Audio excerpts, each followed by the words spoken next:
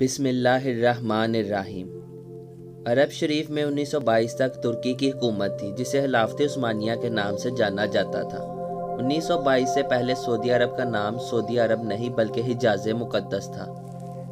خلافت عثمانیہ دنیا کے 3 برائے اعظموں پر 1299 سے لے کر 1922 تک قائم رہی۔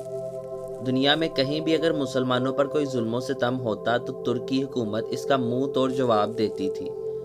امریکہ، برطانیہ، یورپ، نصرانی اور یہودیوں کو اگر سب سے زیادہ خوف تھا تو وہ خلافت عثمانیہ حکومت کا تھا۔ امریکہ اور یورپ جیسوں کو معلوم تھا کہ جب تک خلافت عثمانیہ ہے ہم مسلمانوں کا کچھ بھی نہیں بگاڑ سکتے۔ امریکہ اور یورپ نے خلافت عثمانیہ کو ختم کرنے کی سازش شروع کر دی۔ 19ویں صدی میں سلطنت عثمانیہ اور روس کے درمیان بہت سی جنگیں بھی ہوئیں۔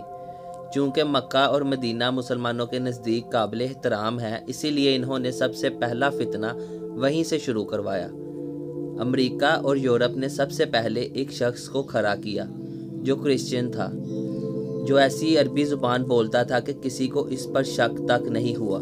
اس نے عرب کے لوگوں کو خلافت عثمانیہ کے خلاف یہ کہہ کر گمراہ کرنے کی کوشش کی کہ ہم عربی ہیں اور یہ ترک اجمی ہیں، ہم اجمی کی حکومت کو کیسے برداشت کر رہے ہیں۔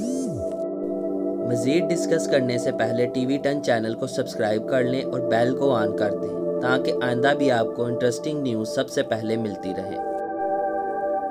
دوستوں، لوگوں نے اس کرسچن شخص کی ایک نہ مانی اور وہ شخص رسوا ہوا۔ وہ شخص لارنس آف عربیہ کے نام سے مشہور ہوا۔ پھر امریکہ نے ایک اور شخص کو کھڑا کیا جس کا نام عبدالوہاب نجدی تھا۔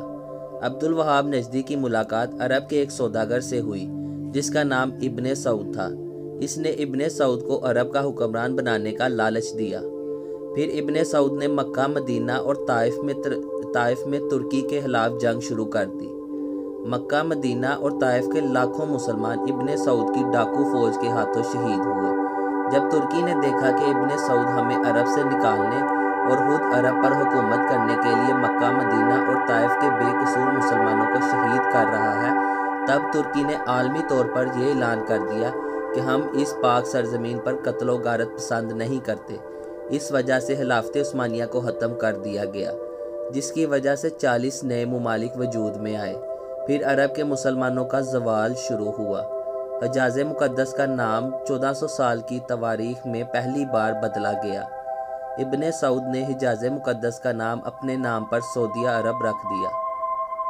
اس فتنے کا ذکر احادیث میں بھی ملتا ہے۔ اسی وجہ سے سرکار دو عالم صلی اللہ علیہ وآلہ وسلم نے سعودی عرب کے شہر نجد کے بارے میں دعا نہیں فرمائی تھی۔ اسی نجد میں ابن عبدالوہاب نجدی پیدا ہوا، جس سے انگریزوں نے ایک نئے مذہب کی بنیاد ڈلوائی، اور یہی شہر مسیلمہ کذاب کا جائے پیدائش بھی ہے۔ لیکن دنیا بھر کے مسلمانوں کی آنکھوں میں دھول جھونکنے کے لیے انگریزوں نے اس نجد شہر کا نام بھی تبدیل کر کے ریاض رکھ دیا، جو آج کل سعودیہ کا دارالحکومت ہے۔ حرم شریف کے جن دروازوں کے نام صحابہ اور اہل بیت کے نام پر تھے، ان کا نام آل سعود کے نام پر رکھا گیا۔ آپ یہ ساری معلومات انٹرنیٹ کے علاوہ تمام تاریخ کی کتابوں میں بھی پڑھ سکتے ہیں۔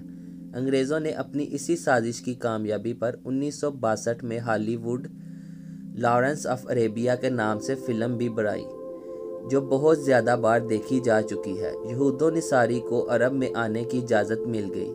جس دن ابن سعود عرب کا بادشاہ بنا، اس دن ایک جشن ہوا۔ اس جشن میں امریکہ، برطانیہ اور دوسرے ملکوں کے پرائم منسٹر ابن سعود کو مبارکباد دینے پہنچ گئے۔ جس عرب کے نام سے یہود و نصاری کانپتے تھے، وہ سعودیہ امریکہ کے اشارے پر ناچنے لگا، اور آج بھی رندوں کے ساتھ ناچ رہا ہے۔ یہود و نصاری کی اس ناپاک سازش کا ذکر کرتے ہوئے علامہ محمد اقبال نے اپنے کلام میں کچھ اس طرح لکھا ہے: وہ فاقہ کش جو موت سے ڈرتا نہیں، ذرا روح محمد صلی اللہ علیہ وآلہ وسلم اس کے دل سے نکال دو۔ فکر عرب کو دے کر فرنگی تحیلات اسلام کو حجاز اور یمن سے نکال دو۔ اللہ تعالیٰ مسلمانوں کو ایسے فتنوں سے محفوظ فرما کر پھر سے خلافت کی دولت عطا فرمائے اور ہمیں ماضی کی تلخ حقائق کو جاننے کی یا سمجھنے کی عقل عطا فرمائے، آمین۔ اس ویڈیو کو اپنے دوستوں کے ساتھ زیادہ سے زیادہ شیئر کریں تاکہ ہر مسلمان کو ان چیزوں کا علم ہو سکے۔ ویڈیو اچھی لگی ہو تو ٹی وی 10 چینل کو سبسکرائب کریں اور بیل کے آئیکن پر ضرور کلک کریں۔ ملتے ہیں اگلی ویڈیو میں، تب تک کے لیے اللہ حافظ۔ پاکستان زندہ باد۔